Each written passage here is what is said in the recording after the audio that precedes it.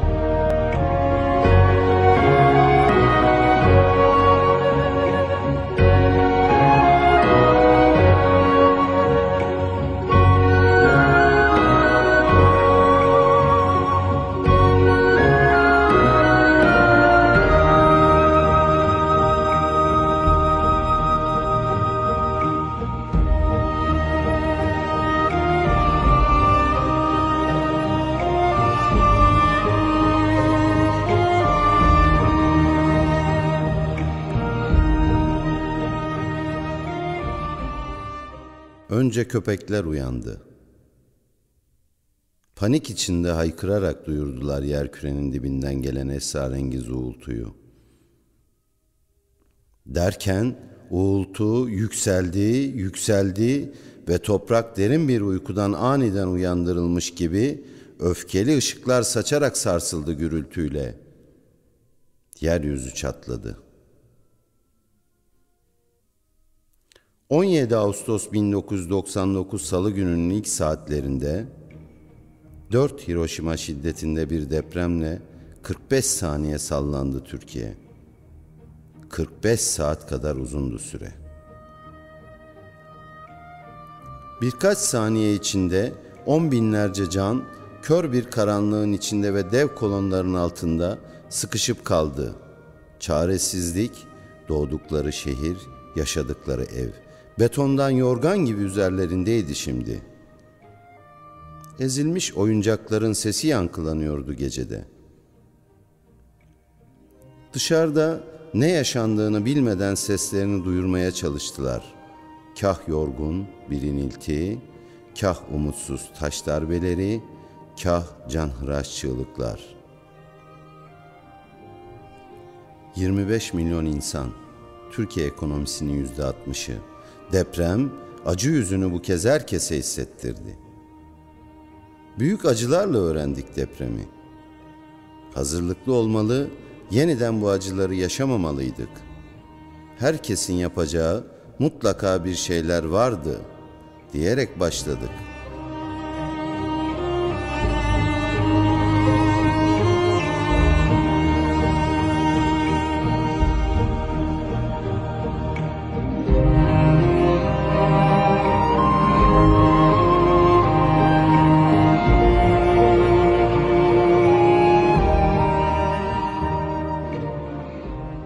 Önce yerelde derneklerimizi, ardından aynı amaç, etik değerler ve düşünceye sahip 5 dernek, Arama Kurtarma Dernekleri Federasyonu'nu kurduk.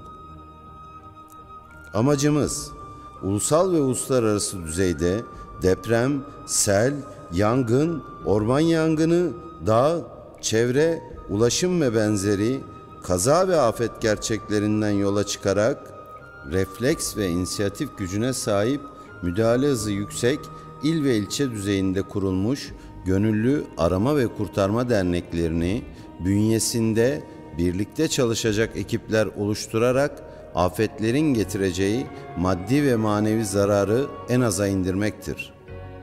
5 dernek ve yaklaşık 75 kişiyle yola çıkan federasyonumuz, 320 asil, onlarca gönüllü üyesi ve 180 kişilik operasyonel ekibi ile her geçen gün biraz daha büyümekte.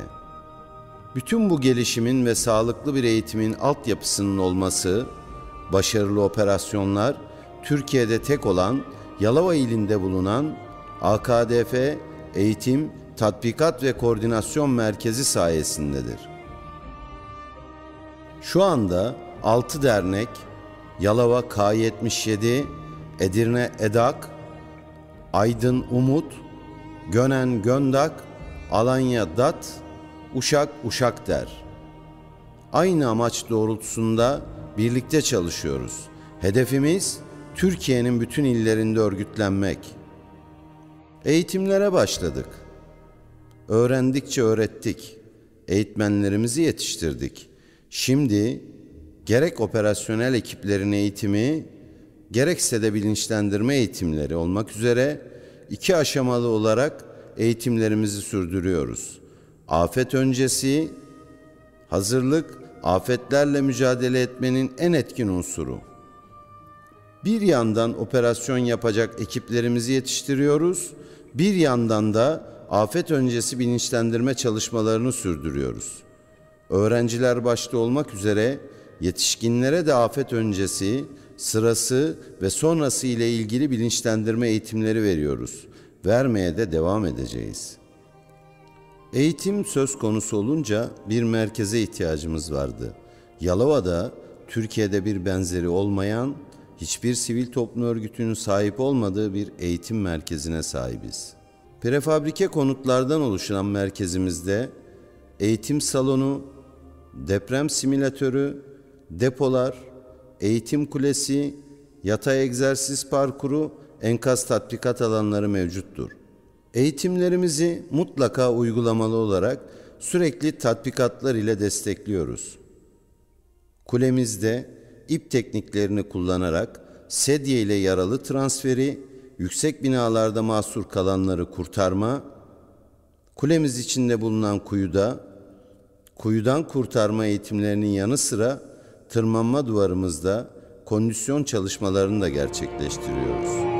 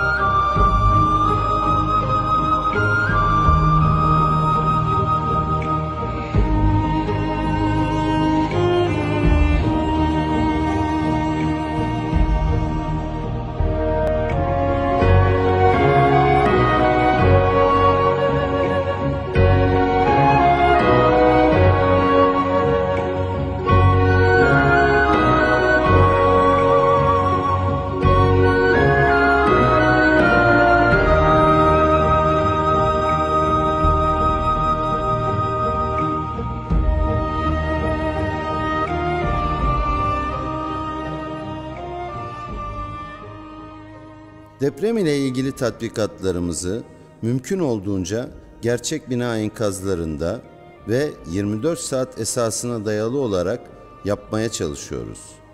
Yıkım kararı alınmış binaları bizim gözetimimizde yıktırarak tatbikatlarımızı bu binalarda yapıyor. Tatbikatlarımızda mankenler kullandığımız gibi makyaj ile kazazede süsü vererek gerçek kişileri de kullanıyoruz. Can dostumuz arama köpekleri, tatbikatlarımızın vazgeçilmezi. Tatbikatlarımıza UMKE, Ulusal Medikal Kurtarma Ekipleri de katılıyor ve birlikte çalışıyoruz. Uluslararası deneyim, insanımızın yardımsever yanını göstermek ve yabancı ülke ekiplerini tanımak için uluslararası tatbikatlar da düzenliyoruz. Biri Türkiye Edirne'de, diğeri Yunanistan Volos'ta, 2 tatbikatı gerçek enkazlarda ve yaklaşık 200 kişinin katılımı ile gerçekleştirdik. Her yıl mutlaka federasyonumuza bağlı bir ilde tüm ekiplerimizin katılımı ile bir tatbikat düzenliyor. Bu sayede illerimizi tanıyor, gerektiğinde müdahale ve koruma yöntemlerini belirliyoruz.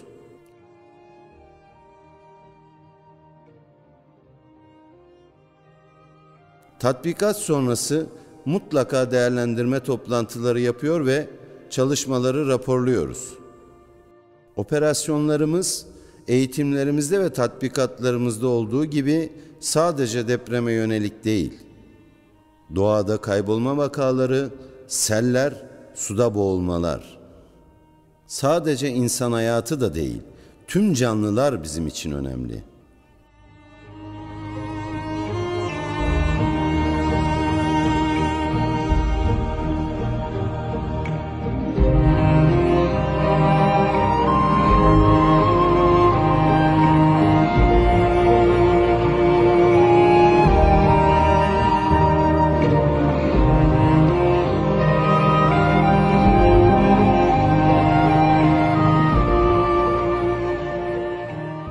Ekiplerimiz deprem dışında bulundukları illerin ihtiyaç ve taleplerine göre trafik kazalarına müdahale ediyor, suda kurtarma çalışmalarına katılıyor, yangınlarda itfaiye teşkilatlarına destek oluyor.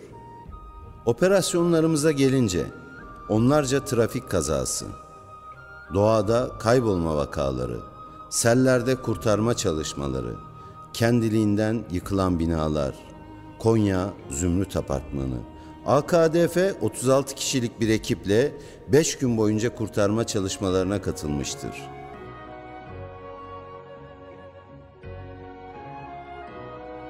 Depremler, Bingöl ve son olarak Van. 23 Ekim 2011, şiddet 7.2, yıkılan onlarca bina ve kaybettiğimiz insanlarımız. İlk haber alımından sonra depremin etkisini öğrenip bütün derneklerimize hazır olun talimatı geçtik. Ekiplerimiz hazırlanırken AFAD ile irtibat kurup hazırlıklarımızı tamamladığımızı bildirdik. AKDF 41 kişilik bir ekiple AFAD tarafından organize edilen uçak ile Van'a, oradan da Erciş'e geçti. Sabah saat 9.30 enkazda çalışmalara başlamıştık. İlk enkazımız Kur'an kursu binasıydı. Bir canlı, bir eks çıkardık. Başka kimsenin olmadığı teyidiyle yeni görev istedik. Yeni görev yeri Erciş'in en büyük enkazı, 7 katlı 24 daireli dağ apartmanıydı. Enkaza vardığımızda görüntü hiç de iç açıcı değildi. Tamamen yerle bir olan binada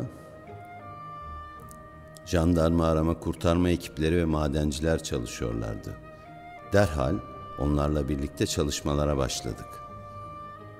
Aralıksız vardiya sistemiyle 4 gün 4 gece çalışarak jandarma arama kurtarma, madenciler ve AKDF ortak çalışma sonucu enkazdan 3 canlı ve 34 eks çıkararak çalışmalarımızı tamamladık.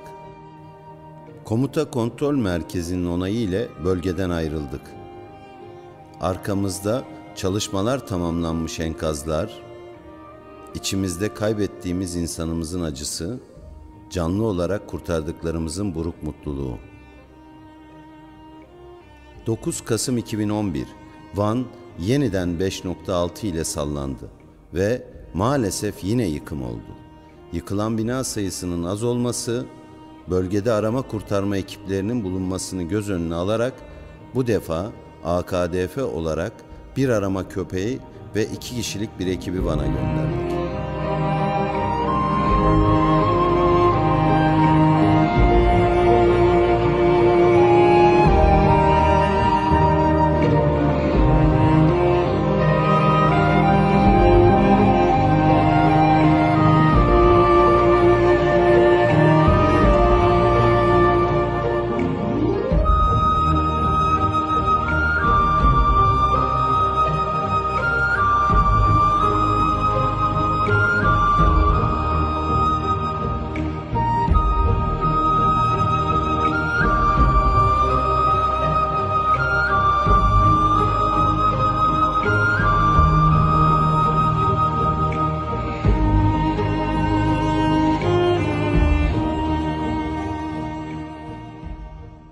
Artık siyah beyaz görüntüler geçmişte kaldı.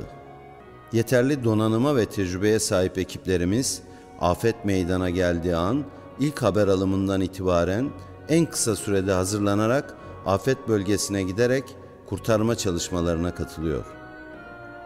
Şimdi hedef sizlerin de maddi ve manevi desteğiyle tüm yurtta örgütlenmek, afet zararlarını ve acılarını en aza indirmektir. Sesimize ses verin. Afet zararlarını hep birlikte azaltalım.